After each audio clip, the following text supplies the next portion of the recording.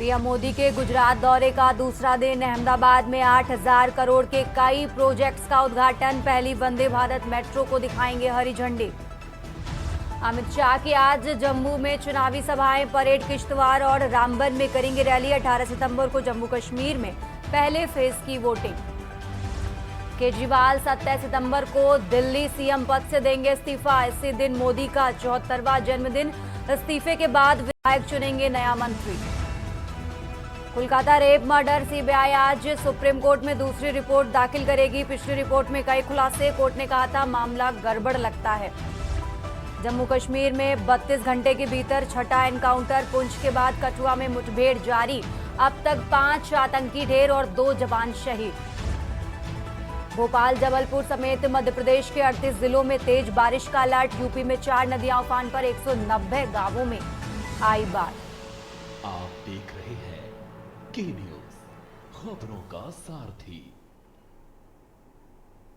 नमस्कार, आप देख रहे हैं देश की बात। मैं हूं आपके साथ तन्वी सक्सेना। बुलेटिन की शुरुआत करते हैं राजधानी दिल्ली की खबर से। दिल्ली से अहम जानकारी आपको बता रहे हैं। पीएम मोदी के गुजरात दौरे का आज दूसरा दिन है। 8,000 करोड़ के प्रोजेक्ट्स का करेंगे उद्घाटन और शिलान्यास। अहम जानकारी आपको बता रहे हैं। देश की पहली वंदे भारत मेट्रो ट्रेनों को दिखाएंगे हरी झंडी। देश की पहली वंदे भारत मेट्रो ट्रेन को दिखाएंगे हरी झंडी। पीएम गांधीनगर से जीआईएफटी सिटी तक करेंगे मेट्रो की सवारी। Gujarat international finance tech city का देखेंगे नजारा। बड़ी जानकारी आपको बता रहे हैं। पीएम सूर्य घर मुफ्त बिजली योजना के लाभार्थियों से बातचीत करेंगे। वैश्विक नवीकरणीय ऊर्जा निवेशक सम्मेलन का उद्घाटन करते नजर आएंगे प्रधानमंत्री नरेंद्र मोदी। ज्यादा जानकारी के लिए हमारे साथ दिल्ली से विशेष संवाददाता अखिलेश जी जुड़ गए हैं। अखिलेश जी, कितने बजे तक प्रधानमंत्री नरेंद्र मोदी वहां पहुंचेंगे? कब तक कार्यक्रम है? क्या कुछ अपडेट इस खबर पर आपके पास अखिलेश जी? प्रधानमंत्री आज गुजरात के दौरे पर हैं। आज प्रधानमंत्री के कार्यक्रमों की शुरुआत सुबह करीब 9:45 से होगी। सबसे पहले प्रधानमंत्री आज गांधीनगर में जाएंगे। वहां पर प्रधानमंत्री सूर्य घर मुफ्त बिजली योजना के लाभार्थियों से बात करेंगे। इसके बाद सुबह 10:30 बजे गांधी नगर में महात्मा मंदिर में चौथे वैश्विक नवीनीकरण ऊर्जा निवेशक सम्मेलन और एक्सपो का उद्घाटन करेंगे। इसके बाद अगला कार्यक्रम प्रधानमंत्री का गांधीनगर मंदिर में ही रखा गया है, जहां तक ये 1:45 पर अहमदाबाद मेट्रो रेल परियोजना का उद्घाटन और शिलान्यास करेंगे। इसके साथ ही साथ गांधी मेट्रो स्टेशन से Gujarat international finance tech city तक मेट्रो की सवारी करके प्रधानमंत्री Narendra Modi Gujarat international finance tech city का एक नजारा देखेंगे कि कितनी बेहतरीन इस टेक सिटी को बनाया गया। इसके साथ ही साथ आपको बता दें कि प्रधानमंत्री का अगला बेहद अहम कार्यक्रम है। Ahmedabad Gandhinagar metro train service के सेकंड फेज का उद्घाटन भी करेंगे। इसके अलावा बता दें कि प्रधानमंत्री आज ही सबसे बड़ी पहली मेट्रो वंदे मेट्रो में भारत का भी आज हरी झंडी दिखाकर रवाना करेंगे। इसके बाद एक और प्रधानमंत्री कार्यक्रम रखा गया है कि प्रधानमंत्री आवास योजना के 1,102 मकानों का जो फ्लैट बनकर तैयार हुए हैं, जो प्रधानमंत्री आवास योजना के तहत गरीबों को फ्लैट दिए जाने हैं जिनके पास अपनी छत नहीं है, उसका भी उद्घाटन करेंगे। इसके साथ ही साथ जो 3 दिन चलने वाला महात्मा मंदिर में कार्यक्रम है, उसका भी अवलोकन प्रधानमंत्री करेंगे। इस लिहाज से देखा जाए और इसके अलावा और भी है करीब 8,000 करोड़ की परियोजनाएं हैं, जो प्रोजेक्ट हैं, उनका भी उद्घाटन और शिलान्यास करेंगे। इस तरह से देख सकते हैं कि प्रधानमंत्री मोदी का आज गुजरात में बेहद अहम दौरा है और इस दौरे के दौरान बड़ी लंबी सौगातें आज गुजरात को दे सकते हैं। खासकर गुजरात को वंदे भारत मेट्रो ट्रेन, जो भारत की पहली मेट्रो ट्रेन है, उसका आज हरी झंडी दिखाकर रवाना करेंगे। जी अखिलेश जी, आप हमारे साथ बने रहिए। हम आगे भी आपसे जानकारी लेते रहेंगे और बड़ी जानकारी आपको बता रहे थे। जहां प्रधानमंत्री नरेंद्र मोदी आज गुजरात दौरे पर हैं। महात्मा मंदिर से में 16 से 18 सितंबर तक इसका समापन होगा। पीएम अहमदाबाद मेट्रो रेल परियोजना का उद्घाटन करेंगे। बड़ी जानकारी आपको बता रहे हैं। गांधीनगर मेट्रो ट्रेन सर्विस के सेकंड फेज का उद्घाटन करते नजर आएंगे प्रधानमंत्री नरेंद्र मोदी। बड़ी जानकारी आपको बता रहे हैं, पीएम मोदी के गुजरात दौरे का आज दूसरा दिन है और वंदे मेट्रो ट्रेन को हरी झंडी आज दिखाएंगे। साथ ही कई शिलान्यास और लोकार्पण करते भी नजर आएंगे प्रधानमंत्री नरेंद्र मोदी। बड़ी जानकारी आपको बता रहे हैं, प्रधानमंत्री नरेंद्र मोदी आज देश की पहली वंदे मेट्रो ट्रेन के साथ साथ कई अन्य वंदे भारत ट्रेनों को भी हरी झंडी दिखाएंगे। बड़ी जानकारी आपको बता रहे हैं, आज पीएम मोदी के गुजरात दौरे का दूसरा दिन है।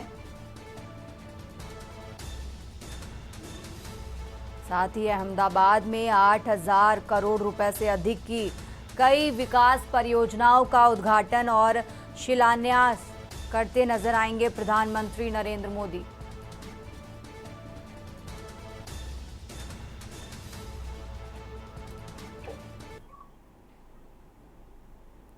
चलिए बढ़ते हैं आगे खबरों में। राजधानी दिल्ली से एक और अहम जानकारी आपको बताते हैं, जहां गुजरात से सीधे ओडिशा जाएंगे प्रधानमंत्री नरेंद्र मोदी। कल सुबह 9 बजे ओडिशा के लिए रवाना होंगे पीएम मोदी। बड़ी जानकारी आपको बता रहे हैं, कल सुबह 9 बजे ओडिशा के लिए रवाना होंगे पीएम मोदी। पीएम आवास योजना शहरी के लाभार्थियों से बातचीत करेंगे। भुवनेश्वर में विकास परियोजनाओं का करेंगे शिलान्यास। बड़ी जानकारी आपको बता रहे हैं, गुजरात से सीधे ओडिशा जाएंगे प्रधानमंत्री नरेंद्र मोदी।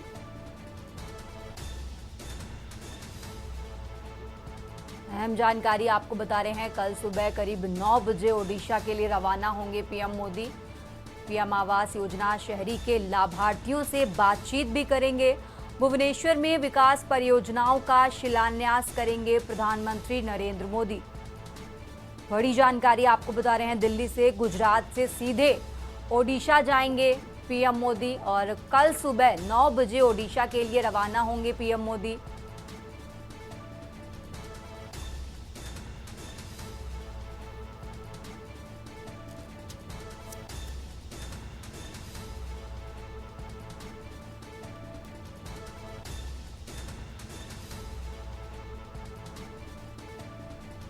ज्यादा जानकारी के लिए हमारे साथ अखिलेश जी जुड़ गए हैं। अखिलेश जी, पीएम मोदी का आज गुजरात दौरा है और अब गुजरात से सीधा ओडिशा जाएंगे, वहां पर भी कई परियोजनाओं का लोकार्पण, शिलान्यास, साथ ही जो लाभार्थी हैं उनसे बातचीत करते नजर आएंगे। अखिलेश जी, प्रधानमंत्री अपने 3 दिवसीय दौरे पर गुजरात हैं। तीसरे दिन गुजरात से सुबह 9 बजे उड़ीसा यानी भुवनेश्वर के लिए रवाना होंगे। प्रधानमंत्री करीब 9 बजे गुजरात से उड़ीसा के लिए जाएंगे और भुवनेश्वर में प्रधानमंत्री के कई कार्यक्रम रखे गए हैं। वहां भारतीय जनता पार्टी के मुख्यमंत्री मोहन चंद मांझी उनका स्वागत करेंगे। इसके साथ ही साथ प्रधानमंत्री सीधे भुवनेश्वर में 11:15 पर प्रधानमंत्री का एक कार्यक्रम शहरी आवास योजना के लाभार्थियों से बातचीत का रखा गया है। इसमें प्रधानमंत्री पहुंचेंगे और उन सभी लाभार्थियों से बात करेंगे जिनको शहरी आवास योजना में मकान दिए जा रहे हैं, जिनके पास पहले पक्के मन नहीं थे, उनके अपनी छत नहीं थी। इसके बाद करीब 12 बजे के आसपास भुवनेश्वर में ही प्रधानमंत्री मोदी का एक और बड़ा कार्यक्रम रखा है, जिसमें करीब 3800 करोड़ रुपए से अधिक की लागत की कई परियोजनाओं का शिलान्यास करेंगे। इसके अलावा बता दें कि प्रधानमंत्री शाम तक उड़ीसा में रहेंगे। उस दौरान वहां के राज्यपाल, मुख्यमंत्री और कैबिनेट के तमाम मंत्रियों से मुलाकात करेंगे। भारतीय जनता पार्टी की अभी विगत दिनों हुए चुनाव में उड़ीसा में पहली बार भारतीय जनता पार्टी की सरकार बनी है, इसलिए भारतीय जनता पार्टी के मुख्यमंत्री, भारतीय जनता पार्टी के नेता वहां काफी उत्साहित हैं, क्योंकि सरकार बनने के बाद प्रधानमंत्री नरेंद्र मोदी का पहला उड़ीसा दौरा है और सरकार बनने के बाद जब पहली बार जा रहे हैं तो कई बड़ी योजनाओं की सौगात लेकर भी जा रहे हैं। आवासीय योजना का उद्घाटन करेंगे और करीब 3800 करोड़ रुपए के प्रोजेक्ट भी अनाउंस करेंगे, उनका उद्घाटन भी करेंगे। तो इस लिहाज से देखा जा सकता है कि उड़ीसा की भारतीय जनता पार्टी सरकार में प्रधानमंत्री नरेंद्र मोदी अपनी सौगात की झड़ी आज लगाएंगे। बिल्कुल अखिलेश जी, आप हमारे साथ बने रहिए, हम आगे भी आपसे अपडेट लेते रहेंगे। और खबर आपको बता रहे थे, जहां अब गुजरात के बाद ओडिशा जाएंगे प्रधानमंत्री नरेंद्र मोदी। कल सुबह करीब 9 बजे ओडिशा के लिए रवाना होंगे पीएम मोदी। गुजरात से सीधे ओडिशा जाएंगे पीएम मोदी। बड़ी जानकारी आपको बता रहे हैं, कल सुबह करीब 9 बजे ओडिशा के लिए रवाना होंगे पीएम मोदी। और पीएम आवास योजना शहरी के लाभार्थियों से बातचीत भी करेंगे। साथ ही भुवनेश्वर में विकास परियोजनाओं का शिलान्यास भी करते नजर आएंगे प्रधानमंत्री नरेंद्र मोदी।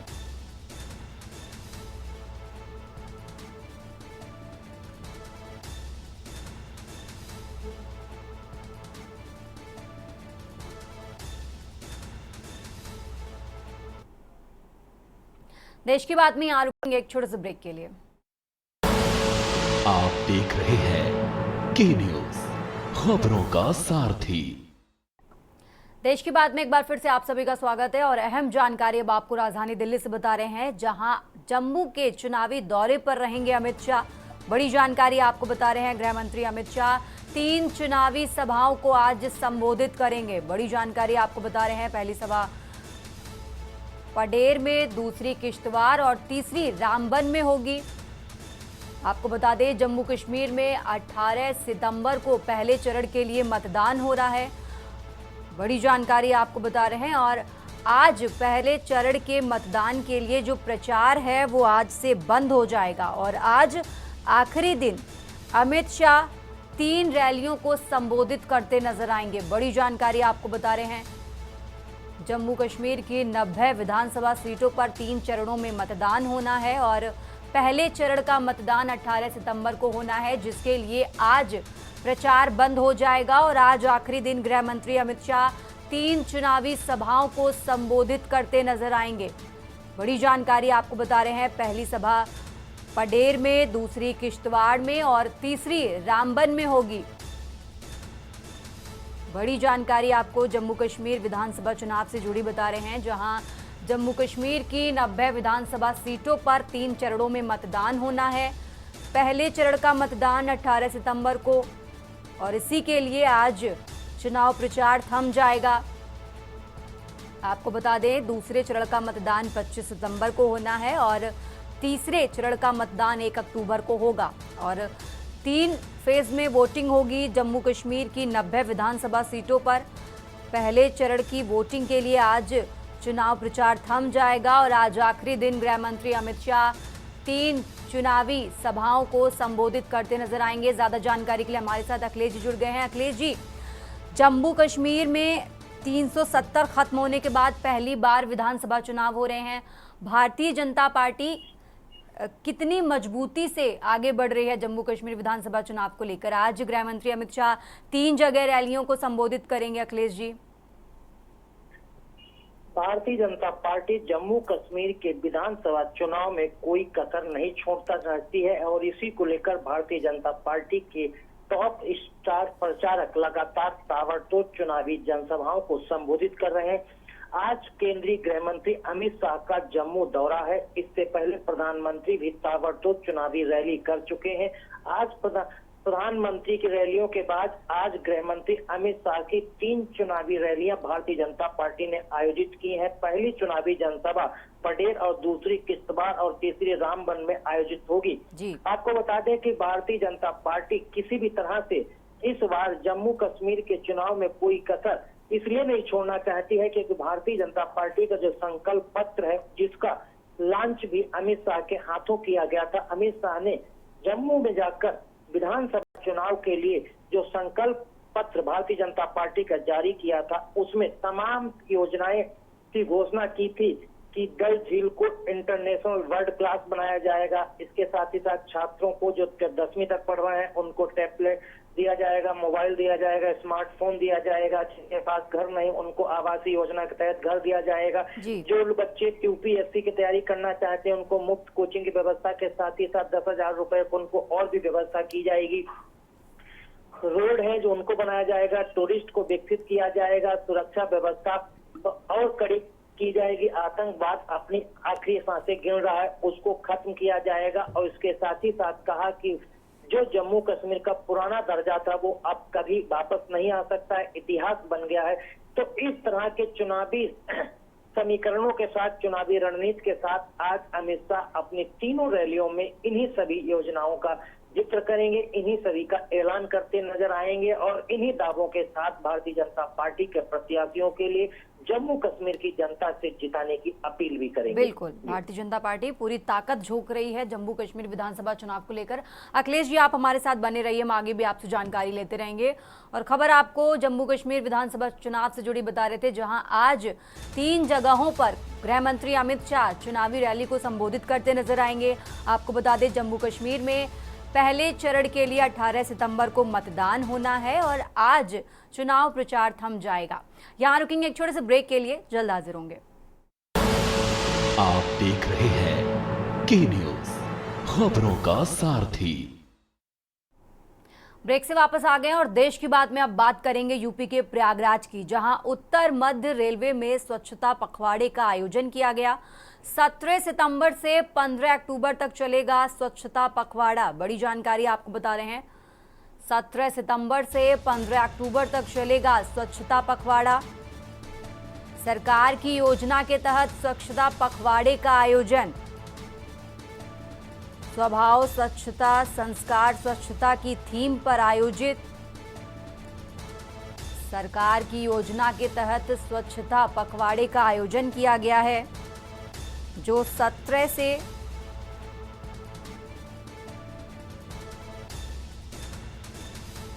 शुरू होगा। बड़ी जानकारी आपको बता रहे हैं, मुख्यालय के साथ सभी मंडलों में शपथ ग्रहण कराई जाएगी। प्रयागराज से हम जानकारी आपको बता रहे हैं, उत्तर मध्य रेलवे में स्वच्छता पखवाड़े का आयोजन 17 सितंबर से 15 अक्टूबर तक चलेगा स्वच्छता पखवाड़ा। सरकार की योजना के तहत स्वच्छता पखवाड़े का आयोजन। बड़ी जानकारी आपको बता रहे हैं, स्वभाव स्वच्छता, संस्कार स्वच्छता की थीम पर कार्यक्रम आयोजित। सरकार की योजना के तहत स्वच्छता पखवाड़े का आयोजन। बड़ी जानकारी आपको प्रयागराज से बता रहे हैं।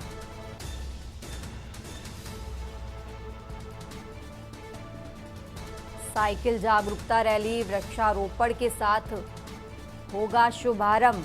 मुख्यालय के साथ सभी मंडलों में शपथ ग्रहण कराई जाएगी। अहम जानकारी आपको प्रयागराज से बता रहे हैं, उत्तर मध्य रेलवे में स्वच्छता पखवाड़े का आयोजन 17 सितंबर से 15 अक्टूबर तक चलेगा स्वच्छता पखवाड़ा। सरकार की योजना के तहत स्वच्छता पखवाड़े का आयोजन। बड़ी जानकारी आपको बता रहे हैं, स्वभाव स्वच्छता, संस्कार स्वच्छता की थीम पर आयोजित।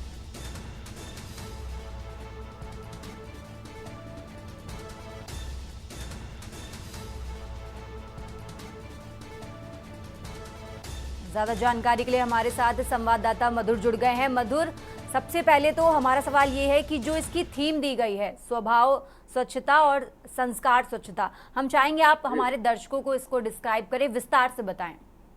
जी, मैं आपको बता दूं कि उत्तर मध्य रेलवे जो है वो भारत सरकार की योजना के तहत इस स्कीम ला रहा है। और जैसा कि आपने जब कहा कि संस्कार स्वच्छता और की जो थीम की बात है, तो इसमें जो है क्या कहते हैं, जो समाज में हमारे संस्कार जो है उसको लेकर के, और क्योंकि जो हम लोग के जो एक स्वच्छता हम लोग जो पूरे शहर के अंदर और पूरे देश में जो प्रधानमंत्री जी ने स्वच्छता अभियान चला रखा है, उसके तहत इस मिशन को जो है शुरू किया जा रहा है उत्तर मध्य रेलवे द्वारा।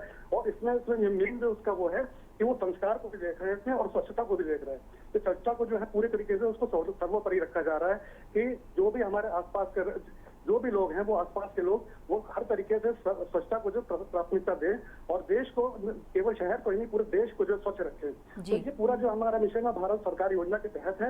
और इसके अलावा ये उत्तर मध्य रेलवे द्वारा इसको जो संचालित किया जा रहा है और ये मंडलों में भी किया जाएगा, सारे मंडलों में किया जाएगा। और इसके साथ साथ जो है ये मुख्यालय में इसकी शुरुआत होगी और इसकी जागरूकता रैली यहाँ पे चलाई जाएगी, एक साइकिल रैली निकाली जाएगी महाप्रबंधक के द्वारा। और उसके बाद जो वृक्षारोपण भी इसमें किया जाएगा। तो जैसे आपने पूछा कि स्वच्छता की बात की और संस्कार की बात की, तो उसमें मैं आपको बता दूं कि ये जो है जो वृक्षारोपण होंगे, इससे नो डाउट जो स्वच्छता तो फैलेगी। और इसके साथ साथ जो एक बंदोबस्त की भी एक पेड़ माँ के नाम करके भी यहाँ पे योजना लगाई जा रही है। तो कहीं ना कहीं संस्कार भी इसमें जो है निकल के सामने आएंगे। तो परिवार को जो है या हर आदमी के अंदर एक भावना होगी कि जो पेड़ है, जो पौधे हैं, वो इस तरीके से हमारे माँ के तरीके से हैं, जो हमारे जीवन को आगे जो ऑक्सीजन प्रदान करेंगे। और वो हर तरीके से हमारे परिवार, मतलब हमारे जो जीवन है घुले मिले हुए हैं। बिल्कुल तो बिल्कुल मधुर जी, बहुत बहुत शुक्रिया आपका तमाम जानकारी हमारे दर्शकों तक पहुंचाने के लिए। और खबर आपको प्रयागराज से बता रहे थे, जहां 17 सितंबर से 15 अक्टूबर तक चलेगा स्वच्छता पखवाड़ा और इसकी थीम भी रखी गई है कि स्वभाव स्वच्छता और संस्कार स्वच्छता, इस कार्यक्रम की थीम रखी गई है। बड़ी जानकारी आपको बता रहे हैं।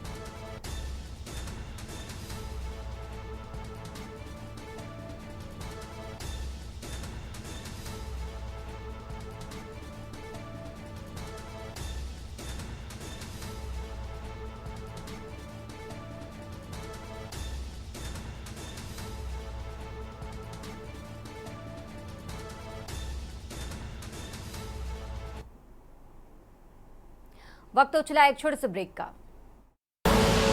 आप देख रहे हैं के न्यूज, खबरों का सारथी।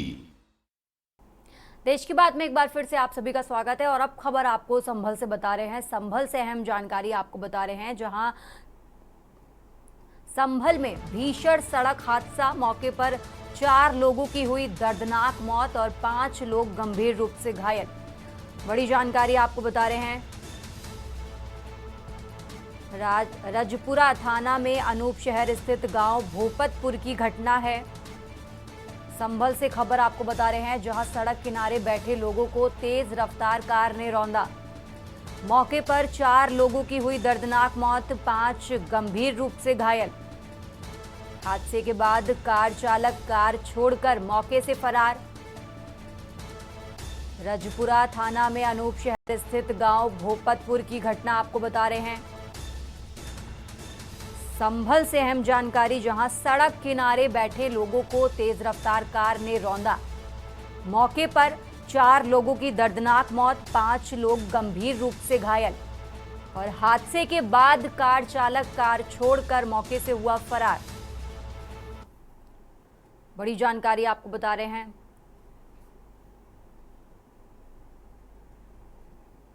ज्यादा जानकारी के लिए हमारे साथ संवाददाता रईस अलवी जुड़ गए हैं। रईस, पूरा मामला क्या है? आखिर कार सवार कब तक हिरासत में लिया जाएगा और ये कहां का मामला है? रईस, हमारी आवाज आप तक आ रही है? हाँ जी, हेलो। हाँ रईस, आपकी आवाज हम तक आ रही है जी।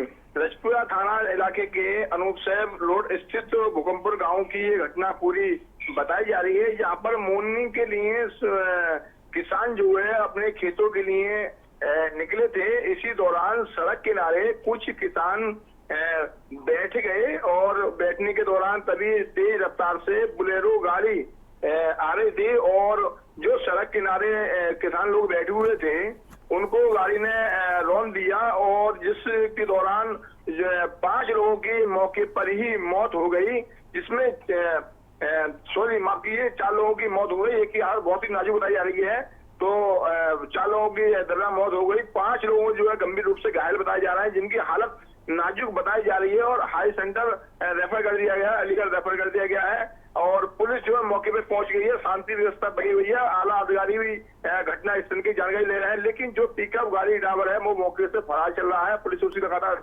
दबिश डाली जा रही है और गुस्साई जो किसान है वो धरना प्रदर्शन कर रहे हैं। उनका कहना ये है कि आखिरकार हम सड़क किनारे कच्चे में बैठे हुए थे और पिकअप वाला जो आया था वो घटना को अंजाम दे दिया उनने और इसमें 4 लोगों की दर्दनाक मौत हो गई है। बताया यही जाता है कि जो 5 लोग घायल हैं उनकी नाजुक हालत है और इस दौरान कम से कम उनकी भी कहीं ना कहीं जो है बचने की उम्मीद नाजुक बताई जा रही है। जी बिल्कुल रईस, बहुत बहुत शुक्रिया आपका तमाम जानकारी हमारे दर्शकों तक पहुंचाने के लिए। और खबर आपको संभल से बता रहे थे, जहां सड़क किनारे बैठे लोगों पर अनियंत्रित कार आकर चढ़ी और इसमें करीब 4 लोगों की मौत हो गई और 5 लोग गंभीर रूप से घायल हैं। संभल से खबर आपको बता रहे हैं, जहां संभल में भीषण सड़क हादसा और हादसे के बाद कार चालक कार छोड़कर मौके से हुआ फरार।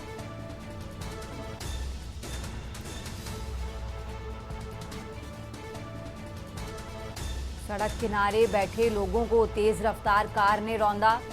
मौके पर 4 लोगों की दर्दनाक मौत, 5 लोग गंभीर रूप से घायल। हादसे के बाद कार चालक कार छोड़कर मौके से हुआ फरार। रजपुरा थाना में अनूप शहर स्थित गांव भोपतपुर की घटना है, जहां सड़क किनारे बैठे लोगों को तेज रफ्तार कार ने रौंदा। मौके पर 4 लोगों की दर्दनाक मौत, 5 लोग गंभीर रूप से घायल।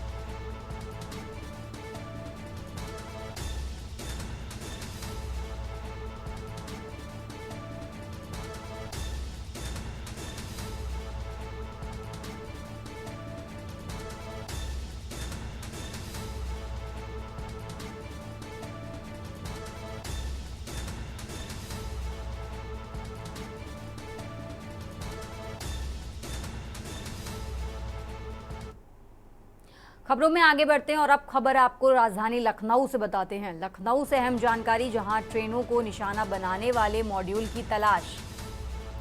यूपी, बिहार, राजस्थान की घटनाओं के तार जोड़ रही एनआईए। बड़ी जानकारी आपको बता रहे हैं। 2 महीने में सक्रिय हुए मॉड्यूल के सदस्यों की है तलाश। कानपुर की घटना की साजिश की जांच कर रही एनआईए। 2 महीने में सक्रिय हुए मॉड्यूल के सदस्यों की तलाश जारी। कानपुर की घटना की साजिश की जांच कर रही एनआईए। एनआईए पश्चिमी यूपी के कुछ जिलों में खाक छान रही। एटीएस एसटीएफ को स्थानीय स्तर पर सुराग तलाशने की जिम्मेदारी दी गई है। बड़ी जानकारी आपको राजधानी लखनऊ से बता रहे हैं, जहां ट्रेनों को निशाना बनाने वाले मॉड्यूल की तलाश जारी है। यूपी, बिहार, राजस्थान की घटनाओं के तार जोड़ रही एनआईए।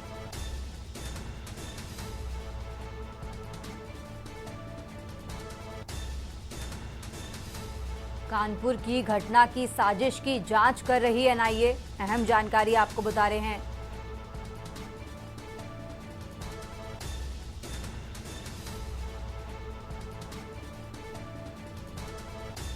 लखनऊ से अहम जानकारी आपको बता रहे हैं। एनआईए पश्चिमी यूपी के कुछ जिलों में खाक छान रही।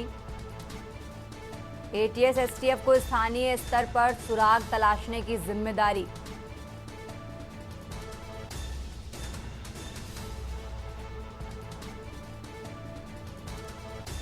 यूपी, बिहार, राजस्थान की घटनाओं के तार जोड़ रही एनआईए।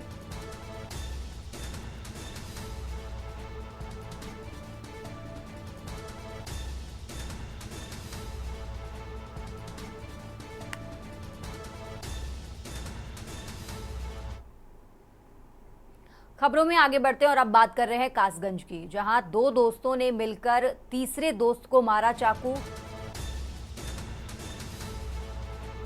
जिला अस्पताल में उपचार के दौरान युवक की मौत।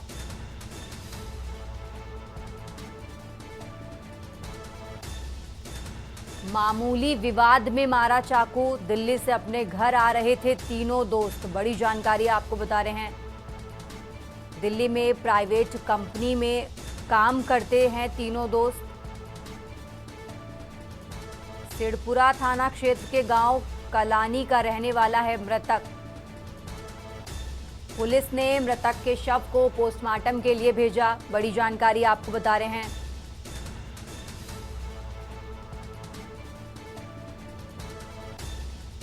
कासगंज से खबर आपको बता रहे हैं, जहां 2 दोस्तों ने मिलकर तीसरे दोस्त को मारा चाकू। जिला अस्पताल में उपचार के दौरान युवक की मौत। मामूली विवाद में मारा था चाकू। बड़ी जानकारी आपको बता रहे हैं। कासगंज से दिल्ली से अपने घर तीनों दोस्त वापस आ रहे थे। दिल्ली में प्राइवेट कंपनी में तीनों काम करते थे।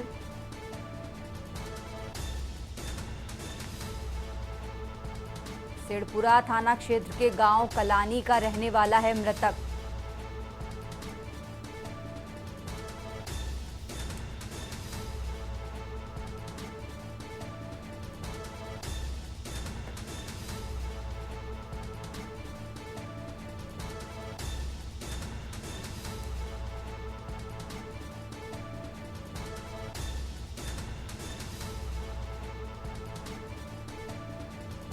कासगंज से खबर आपको बता रहे हैं, जहां 2 दोस्तों ने तीसरे दोस्त को मारा चाकू।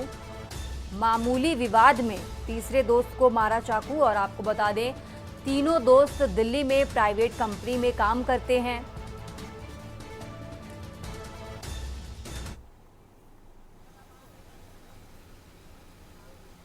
मामला ये है कि हमारा लड़का दिल्ली एक महीना डेढ़ से काम करने के लिए लगा कंपनी में, पड़ोस के ही लड़के की कंपनी थी, बिरादरी के ही लड़का था उसकी कंपनी में। उसमें 1.5 महीना हुआ ऐसे आज पहुँची, और वो गाड़ी अपनी गाड़ी लेकर के 2 भाई पे और जो हमारा लड़का ये लेकर के आ रहे थे घर। इन्होंने ओन घाट से वो करतला वाले रोड पर आ करके हमारे लड़के को न चाकुओं से मारा। चलिए बढ़ते आगे खबरों में। सीतापुर से अहम जानकारी आपको बताएंगे, लेकिन उससे पहले रुक करते हैं गोरखपुर का। गोरखपुर से अहम जानकारी आपको बता रहे हैं, जहां समाज कल्याण विभाग के मंत्री हैं असीम अरुण। सर्किट हाउस में करेंगे मंडल स्तरीय समीक्षा बैठक। गोरखपुर से अहम जानकारी आपको बता रहे हैं, समाज कल्याण की योजनाओं को लेकर बैठक करेंगे। समाज कल्याण विभाग के मंत्री हैं असीम अरुण। बड़ी जानकारी आपको बता रहे हैं, सर्किट हाउस में करेंगे मंडल स्तरीय समीक्षा बैठक। समाज कल्याण की योजनाओं को लेकर करेंगे बैठक। बड़ी जानकारी आपको अरुण बड़ी जानकारी आपको बता रहे हैं, आज सर्किट हाउस में मंडल स्तरीय समीक्षा बैठक करेंगे। समाज कल्याण की योजनाओं को लेकर करेंगे बैठक। आपको बता दें, समाज कल्याण विभाग के मंत्री हैं असीम अरुण। सर्किट हाउस में मंडल स्तरीय समीक्षा बैठक करेंगे, जिसमें समाज कल्याण की योजनाओं को लेकर बैठक करेंगे, बातचीत करेंगे। बड़ी जानकारी आपको गोरखपुर से बता रहे हैं। साथ ही जनप्रतिनिधियों और आगंतुकों से भी बातचीत करते नजर आएंगे मंत्री। बड़ी जानकारी आपको गोरखपुर से बता रहे हैं, आज गोरखपुर आएंगे मंत्री असीम अरुण। आपको बता दें, समाज कल्याण विभाग के मंत्री हैं असीम अरुण। सर्किट हाउस में मंडल स्तरीय समीक्षा बैठक करेंगे, साथ ही जनप्रतिनिधियों और आगंतुकों से भी बातचीत करेंगे मंत्री। समाज कल्याण की योजनाओं को लेकर बैठक में बातचीत होगी। बड़ी जानकारी आपको गोरखपुर से बता रहे हैं।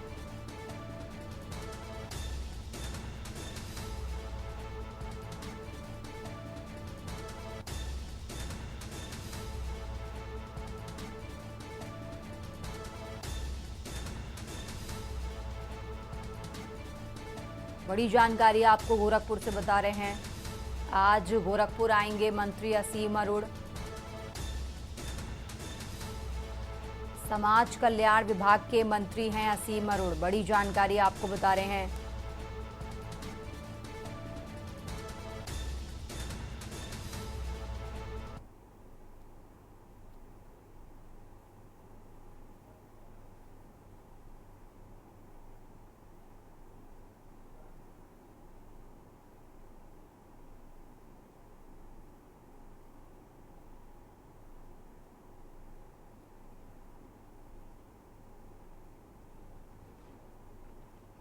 खबरों में आगे बढ़ते हैं और अब खबर आपको राजधानी लखनऊ से बता रहे हैं।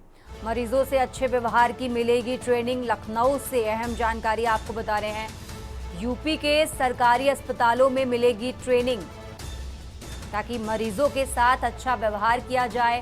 फ्रंटलाइन स्टाफ को भी दी जा रही विशेष ट्रेनिंग। बड़ी जानकारी आपको बता रहे हैं, सीएम योगी के निर्देश पर शुरू हुई सरकारी अस्पतालों में पहल।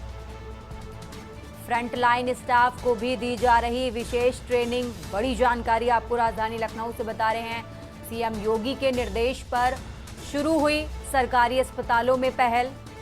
अस्पतालों में अच्छा माहौल बनाना इस ट्रेनिंग का मकसद है। रिसेप्शनिस्ट समेत वार्ड को भी ट्रेनिंग दी जाएगी। बड़ी जानकारी आपको बता रहे हैं, ताकि मरीजों से अच्छा व्यवहार हो, इसको लेकर ये ट्रेनिंग दी जा रही है। यूपी के सरकारी अस्पतालों में मिलेगी ट्रेनिंग। फ्रंटलाइन स्टाफ को भी दी जा रही विशेष ट्रेनिंग। बड़ी जानकारी आपको राजधानी लखनऊ से बता रहे हैं, सीएम योगी के निर्देश पर शुरू हुई सरकारी अस्पतालों में पहल। फ्रंट लाइन स्टाफ को भी दी जा रही विशेष ट्रेनिंग।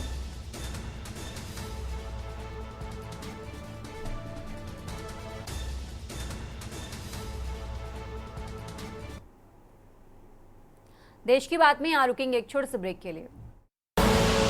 आप देख रहे हैं के न्यूज, खबरों का सारथी। ब्रेक के बाद एक बार फिर से हाजिर हैं और आप खबर आपको यूपी के सीतापुर से बता रहे हैं, लेकिन उससे पहले एक रुख करेंगे बागपत का, जहां बागपत से अहम जानकारी आपको बता देते हैं। बागपत से बड़ी जानकारी, पोल पर विद्युत कर्मी करंट की चपेट में आया। बड़ी जानकारी आपको बता रहे हैं, करंट की चपेट में आने से विद्युत कर्मी झुलसा। सीट डाउन लेकर विद्युत लाइन को कर रहा था ठीक। बड़ी जानकारी आपको बता रहे हैं, बागपत से विद्युत लाइन में आए करंट से झुलसा विद्युत कर्मी। पोल पर लटके विद्युत कर्मी कैमरे में हुआ कैद। विद्युत लाइन सुचारू करते समय आया करंट। विद्युत कर्मी को हायर सेंटर रेफर किया गया। बड़ी जानकारी आपको बता रहे हैं, खेकड़ा थाना क्षेत्र के बड़ा गांव का मामला है, जहां पोल पर विद्युत कर्मी करंट की चपेट में आया। करंट की चपेट में आने से विद्युत कर्मी झुलसा। पूरी घटना कैमरे में कैद हुई। विद्युत लाइन में आए करंट से झुलसा विद्युत कर्मी। बड़ी जानकारी आपको बता रहे हैं, पोल पर लटके विद्युत कर्मी कैमरे में हुआ कैद। और विद्युत लाइन सुचारू करते समय आया करंट। बड़ी जानकारी आपको बता रहे हैं,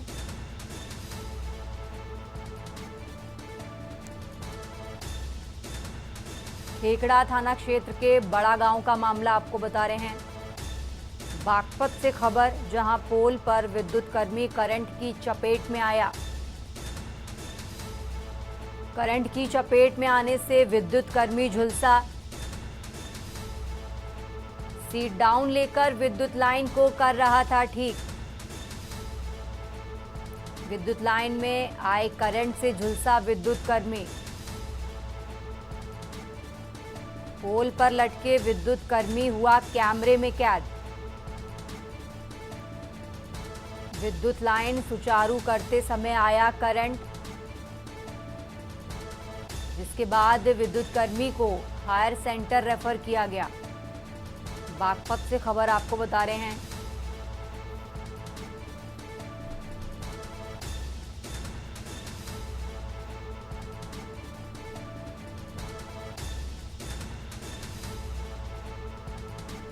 ज्यादा जानकारी के लिए हमारे साथ कुलदीप पंडित जुड़ गए हैं। कुलदीप, अभी जो विद्युत कर्मी का इलाज चल रहा है, फिलहाल क्या स्थिति है उसकी, क्या जानकारी आपके पास?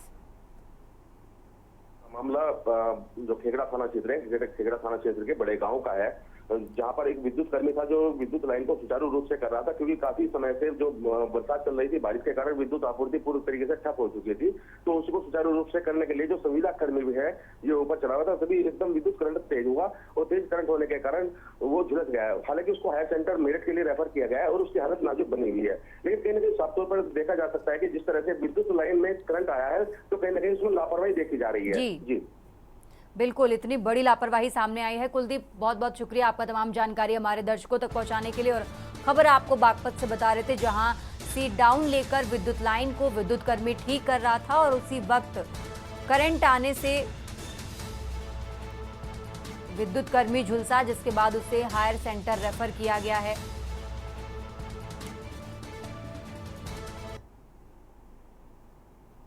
रुकेंगे एक छोटे से ब्रेक के लिए, फौरन हाजिर होंगे।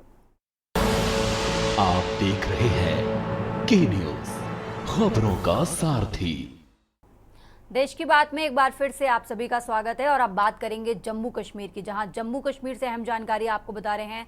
जम्मू कश्मीर से सपा ने अपने 20 प्रत्याशियों का ऐलान किया। जम्मू कश्मीर विधानसभा चुनाव को लेकर बड़ी जानकारी आपको बता रहे हैं। बड़ी जानकारी आपको जम्मू कश्मीर विधानसभा चुनाव से जुड़ी बता रहे हैं। सपा ने अपने 20 प्रत्याशियों का ऐलान किया है।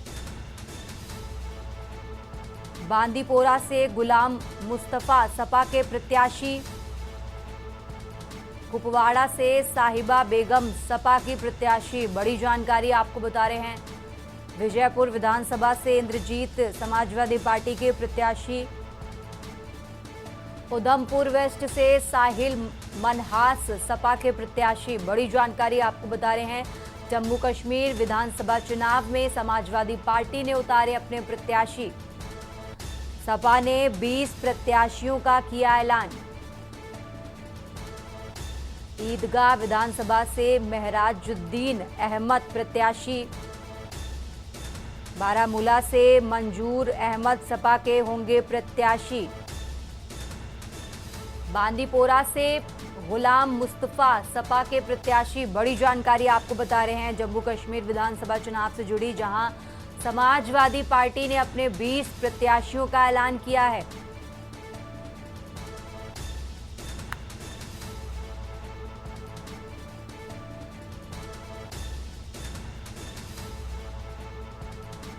बड़ी जानकारी आपको जम्मू कश्मीर विधानसभा चुनाव से जुड़ी बता रहे हैं, जहां जम्मू कश्मीर विधानसभा चुनाव में समाजवादी पार्टी ने अपने 20 प्रत्याशियों का ऐलान किया।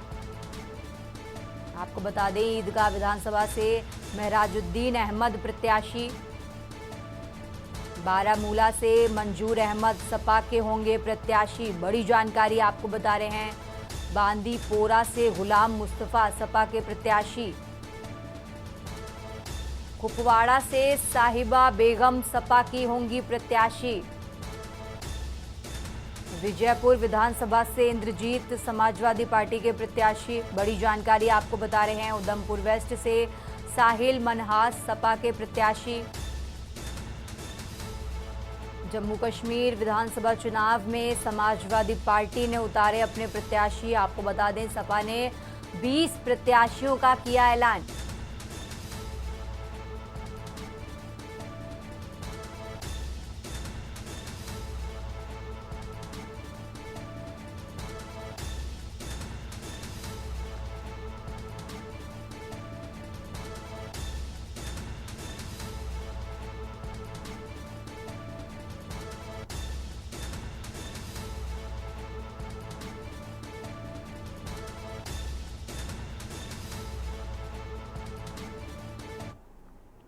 चलिए बढ़ते हैं आगे खबरों में, और अब खबर आपको बता रहे हैं जहां सीएम योगी आदित्यनाथ का 18 सितंबर को गाजियाबाद दौरा। बड़ी जानकारी आपको बता रहे हैं। सीएम योगी आदित्यनाथ जनसभा को करेंगे संबोधित। रोजगार मेले में युवाओं को नियुक्ति पत्र सौंपेंगे सीएम योगी। बड़ी जानकारी आपको बता रहे हैं। रोजगार मेले में कई नामी कंपनियां करेंगी शिरकत। सीएम योगी का 18 सितंबर को गाजियाबाद दौरा। अहम जानकारी आपको बता रहे हैं। सीएम योगी जनसभा को करेंगे संबोधित। रोजगार मेले में युवाओं को नियुक्ति पत्र सौंपेंगे। रोजगार मेले में कई नामी कंपनियां करेंगी शिरकत। अहम जानकारी आपको बता रहे हैं, जहां 18 सितंबर को गाजियाबाद दौरे पर रहेंगे उत्तर प्रदेश के मुख्यमंत्री योगी आदित्यनाथ। रोजगार मेले में युवाओं को नियुक्ति पत्र सौंपेंगे। आपको बता दें, रोजगार मेले में कई नामी कंपनियां करेंगी शिरकत। 18 सितंबर को गाजियाबाद दौरे पर रहेंगे सीएम योगी। बड़ी जानकारी आपको बता रहे हैं। रोजगार मेले में युवाओं को नियुक्ति पत्र सौंपेंगे सीएम योगी। खबरों में आगे बढ़ते हैं, और अब खबर आपको बाराबंकी से बता रहे हैं। बाराबंकी से अहम जानकारी। जंगली जानवर की दस्तक से ग्रामीणों में दहशत। लाठी डंडा लेकर रात भर ग्रामीण करते रखवाली। सूचना के बाद मौके पर पहुंची स्थानीय पुलिस। बड़ी जानकारी आपको बता रहे हैं। बाराबंकी से पुलिस वन कर्मियों ने जंगली जानवर की शुरू की खोजबीन। लाठी डंडे लेकर रात भर ग्रामीण खुद कर रहे रखवाली। सूचना के बाद मौके पर पहुंची स्थानीय पुलिस। पुलिस वन कर्मियों ने जंगली जानवर की शुरू की खोजबीन। बड़ी जानकारी आपको बाराबंकी से बता रहे हैं, जहां जंगली जानवरों की से ग्रामीण दहशत में हैं। जंगली जानवरों की दस्तक से ग्रामीणों में दहशत। लाठी डंडे लेकर रात भर ग्रामीण करते रखवाली। सूचना के बाद मौके पर पहुंची स्थानीय पुलिस। बड़ी जानकारी आपको बता रहे हैं बाराबंकी से। पुलिस वन कर्मियों ने जंगली जानवर की शुरू की खोजबीन। लाठी डंडा लेकर रात भर ग्रामीण करते रखवाली। बड़ी जानकारी आपको बता रहे हैं। सूचना के बाद मौके पर पहुंची स्थानीय पुलिस, जिसके बाद पुलिस वन कर्मियों ने जंगली जानवर की खोजबीन शुरू की।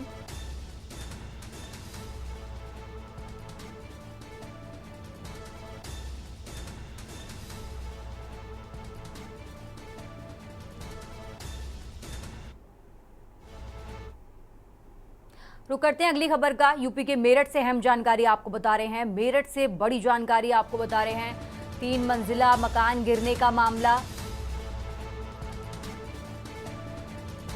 पीड़ित परिवार के घर पहुंचेंगे कांग्रेस सांसद इमरान मसूद। बड़ी जानकारी आपको बता रहे हैं। लगभग 11 बजे जाकिर कॉलोनी पहुंचेंगे इमरान मसूद। ज्यादा जानकारी के लिए हमारे साथ मेरठ से राजू शर्मा जुड़ गए हैं। राजू, कितने बजे तक कांग्रेस सांसद पहुंचेंगे, साथ ही परिवार को क्या सहायता, किस तरह की मदद करते नजर आएंगे? राजू। हाँ बिल्कुल, देखिए मैं आपको बता दूं कि मेरठ के थाना लोहिया नगर क्षेत्र में बीते 2 दिन पहले हुए मकान गिरने के हादसे के मामले में अब जो राजनीति है वो भी शुरू हो गई। यहाँ इमरान मसूद 11 बजे पीड़ित परिवार से मिलने पहुंचेंगे और शोक संवेदना व्यक्त करेंगे।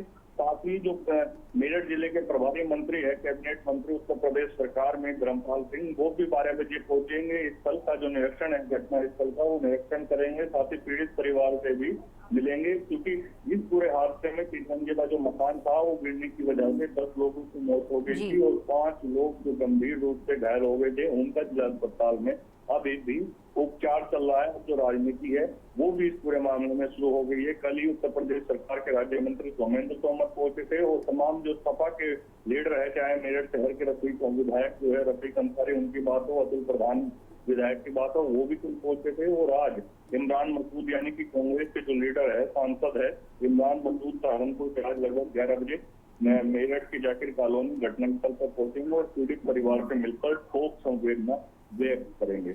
बिल्कुल राजू, बहुत बहुत शुक्रिया आपका तमाम जानकारी हमारे दर्शकों तक पहुंचाने के लिए। और खबर आपको मेरठ से बता रहे थे, जहां आज पीड़ित परिवार के घर पहुंचेंगे कांग्रेस सांसद इमरान मसूद। लगभग 11 बजे जाकिर कॉलोनी पहुंचेंगे इमरान मसूद। बड़ी जानकारी आपको मेरठ से बता रहे हैं। पीड़ित परिवार से मिलकर शोक संवेदना व्यक्त करते नजर आएंगे कांग्रेस सांसद।